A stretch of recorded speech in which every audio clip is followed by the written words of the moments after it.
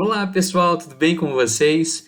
Bom, a gente vai falar um pouquinho sobre um assunto bastante importante quando a gente trata de concurso público, ok?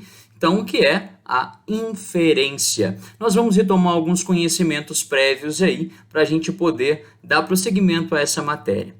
Então, fiquem comigo até o final e retirem suas dúvidas, não deixem de tirá-las, ok? Um abraço, pessoal. Vamos estudar.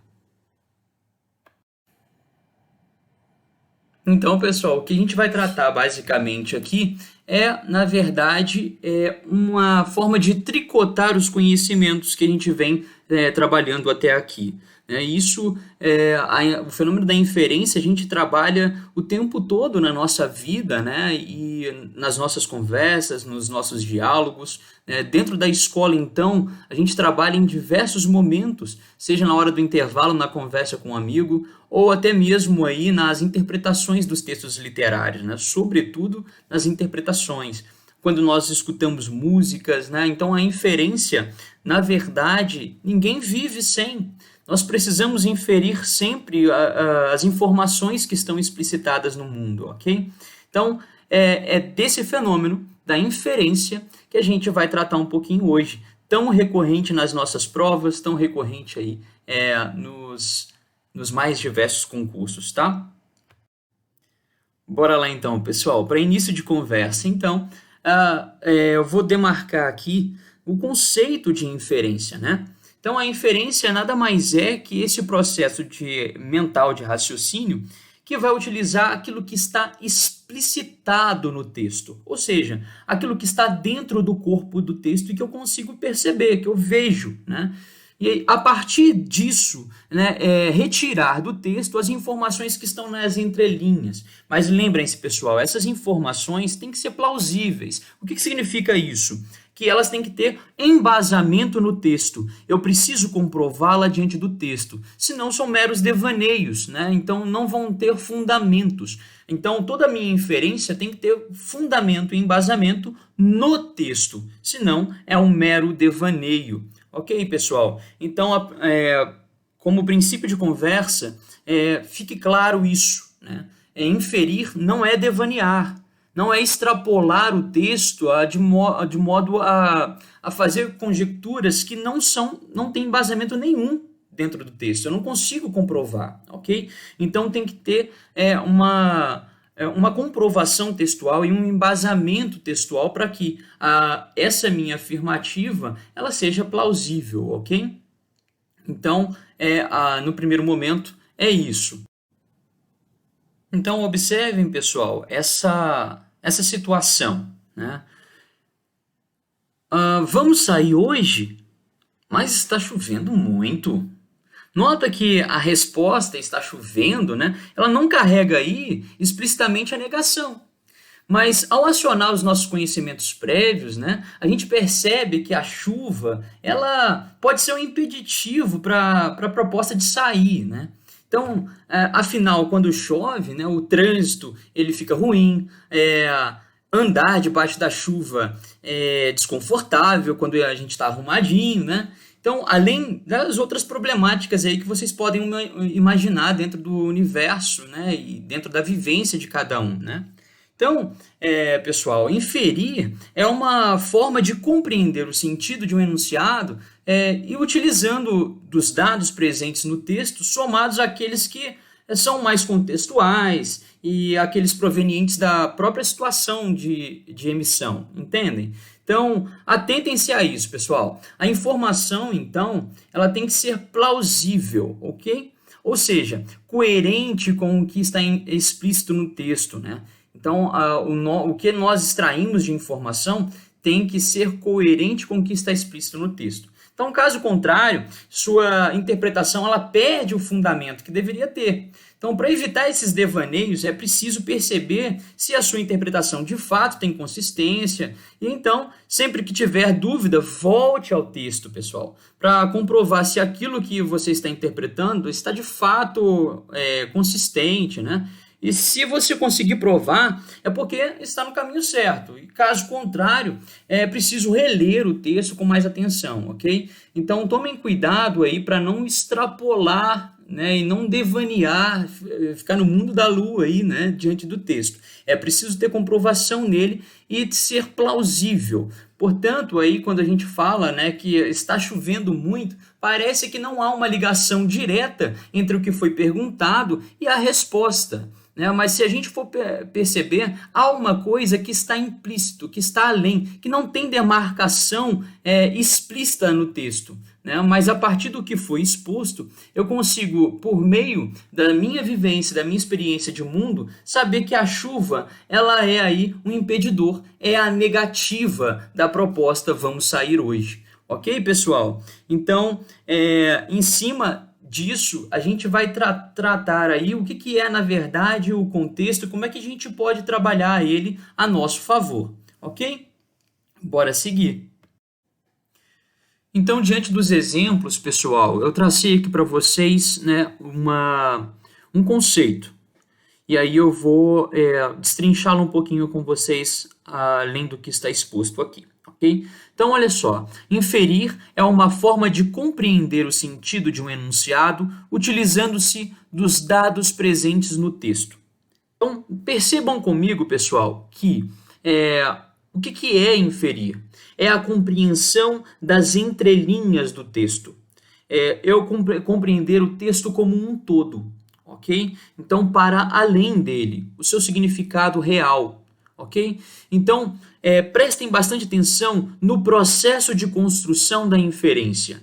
Eu parto do texto, faço as minhas concepções, faço a comprovação dessas minhas concepções no texto para averiguar se ela está correta. Ou seja, o texto é o ponto de partida e o ponto de chegada da sua inferência. Então, para eu ter certeza de que aquilo que eu estou dizendo, aquilo que eu estou supondo é de fato real, eu preciso retornar ao texto. Então, é compreender o texto a partir dele, ok? E de seu contexto de produção, em alguns momentos, como a gente percebeu aí, né? Então, mas mesmo quando eu extrapolo o texto para o contexto de produção, há uma coerência. Eu consigo comprovar ali, por meio do texto, que aquelas suposições minhas, né, as minhas suposições prévias, são plausíveis. Ou seja, eu tenho que sempre retornar ao texto quando eu começo a fazer suposições, ok? Então, isso tem que ficar claro aí para vocês, pessoal. Então, vamos dar prosseguimento aí.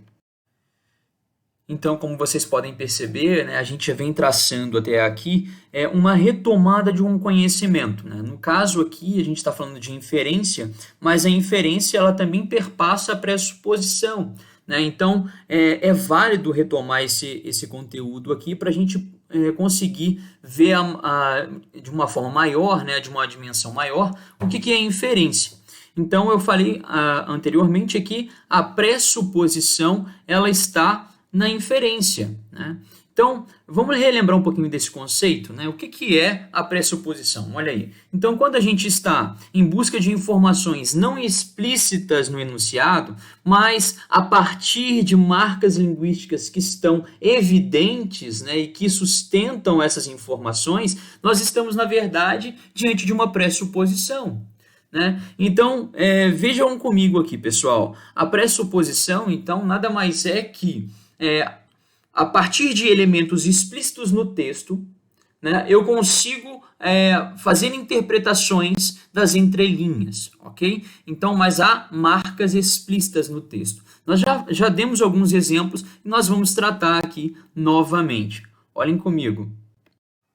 Então, pessoal, percebam comigo esse exemplo aqui, né? Então, olha só, vamos analisar ele. O marido de minha chefe parou de beber. Então, existem aqui nesse enunciado 3 pressupostos que eu consigo extrair. Então, o de que a chefe do enunciador, ela é casada. E como é que eu chego a essa conclusão? Foi desencadeado essa minha conclusão pelo substantivo marido, né? Então, se ela tem marido, logo ela é casada, né? Então, olha só, eu extraio a partir de uma palavra que está explícita algo que é implícito, que não está diretamente dito no texto, ok? Então, vamos para a segunda pressuposição aí. A de que o enunciador possui emprego. Como é que chegou-se a essa conclusão? Foi desencadeado aí pela expressão, ó, minha chefe. Então, se eu detenho uma chefe, significa que eu tenho um emprego, certo? Então, notem que foi desencadeado aí também por uma palavra que está explícita. E a terceira pressuposição é que o marido bebia anteriormente. Como é que eu sei disso? Foi desencadeado pelo verbo parou. Mas a palavra beber. Parou de quê? De beber. Então, quando eu falo a palavra parou, significa que antes ele bebia. Então, notem aí como é que, a partir de elementos explicitados no texto, eu consigo traçar as pressuposições. Ok, pessoal?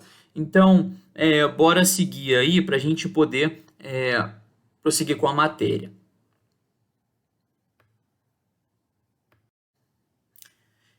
Então, pessoal, a gente vai começar a perceber, sobretudo quando a gente lê muito texto literário, ou até mesmo nos diálogos entre as pessoas, em confronto até com o que a gente vê no WhatsApp, a gente percebe o quão é importante a entonação da voz, que às vezes não se tem no WhatsApp, e aí fica uma interpretação completamente errônea daquilo que se queria dizer. Então há um distanciamento muito grande entre o que está escrito e o que se pretende dizer.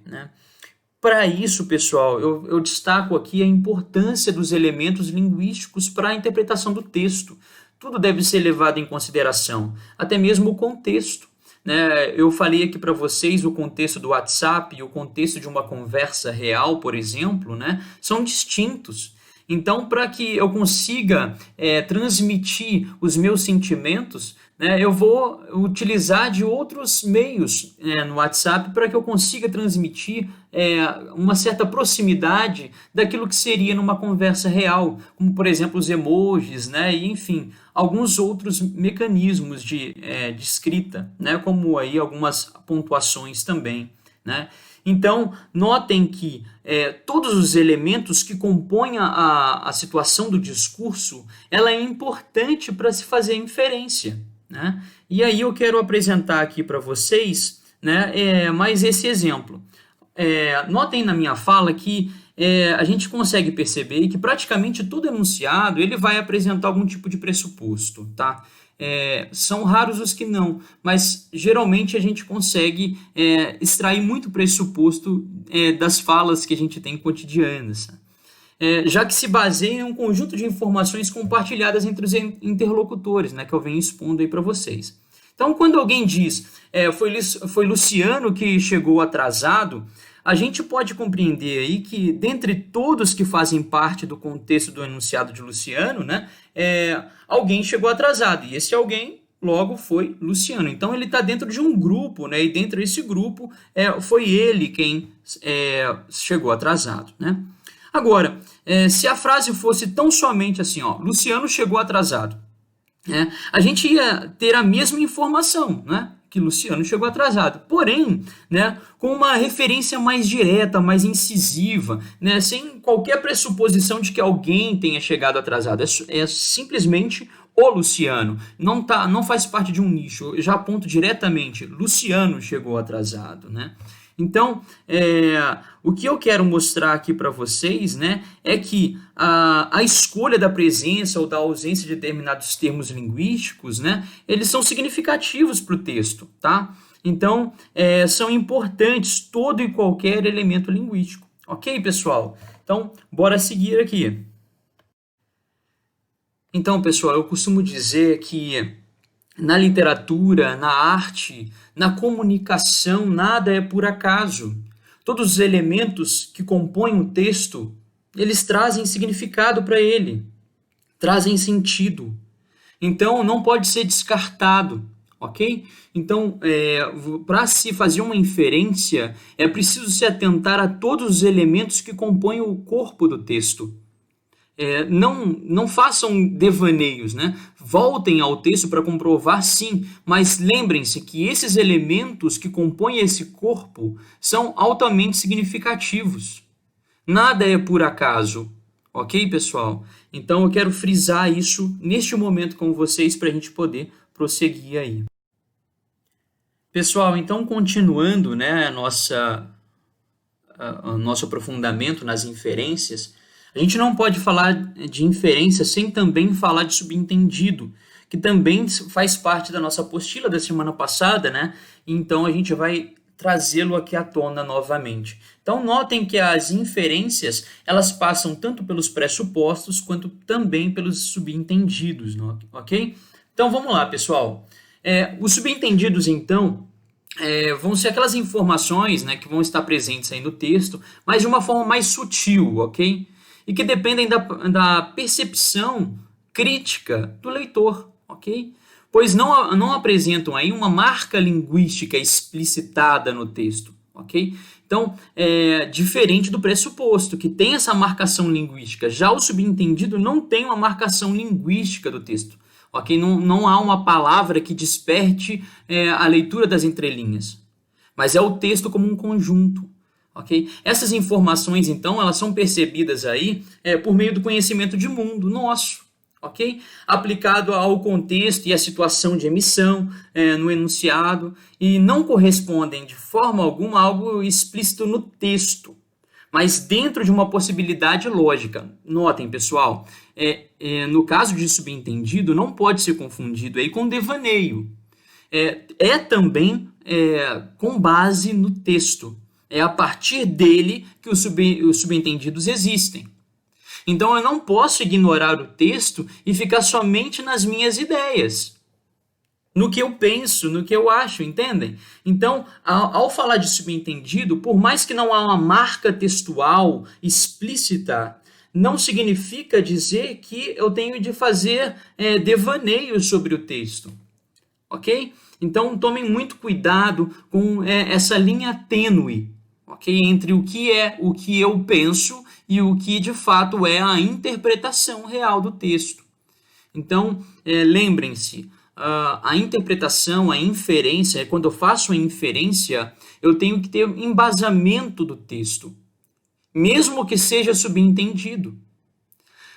Aí eu retomo aquele primeiro exemplo nosso, né? Vamos sair hoje? Ah, mas está chovendo.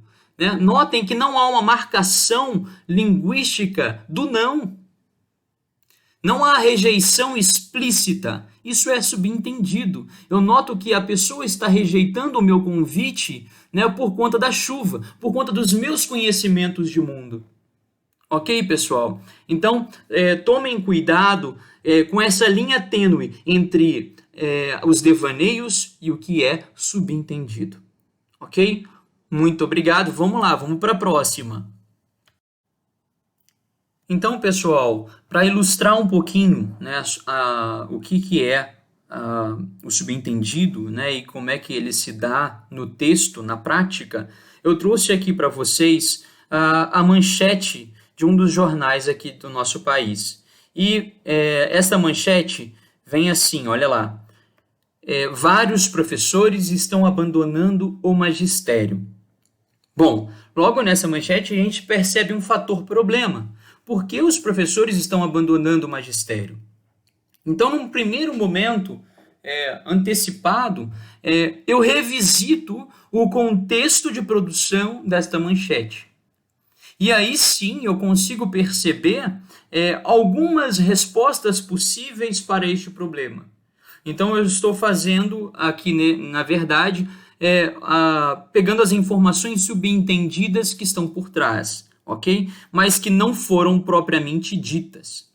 Então, a informação subentendida nesse enunciado é que as problemáticas a serem enfrentadas na profissão do professor, né, devem ser o motivo pelo qual esses trabalhadores acabam abandonando o exercício do magistério. Né? Então, existem professores aí que, diante das problemáticas, acabam saindo da profissão. Então, esse subentendido, ele advém de onde, pessoal? Do conhecimento de mundo do leitor. E do conhecimento do contexto de produção do enunciado.